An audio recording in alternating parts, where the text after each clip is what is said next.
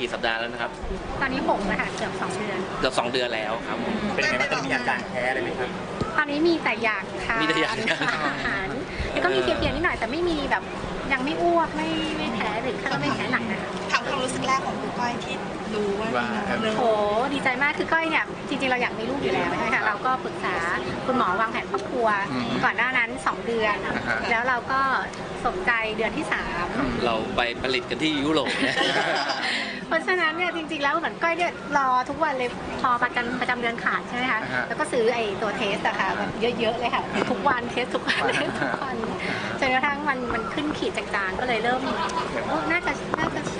ใช่ก็เลยพี่เจมส์ก็เลยพาไปหาหมอวันนั้นเลยเจมส์ดูแลไงบ้างตอนนี้ก็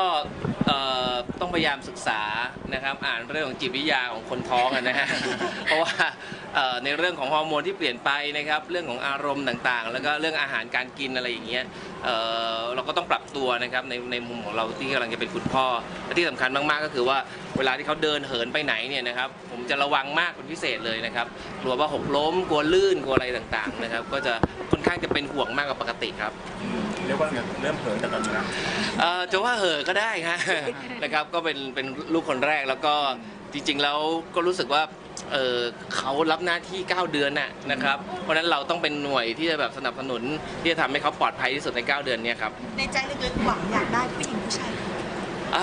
จริงๆแล้วหญิงก็ได้ชายก็ได้นะแต่ว่าจริงๆแล้วถ้าเป็นคนแรกก็เป็นลูกผู้หญิงเขาอยากได้ลูกสาวค่ะนะครับก้อยได้หมดค่ะก็ได้หมดแสดงว่าตั้งใจอยากมีหลายคนตั้งใจไว้ว่า4 คนไหวไหมครับ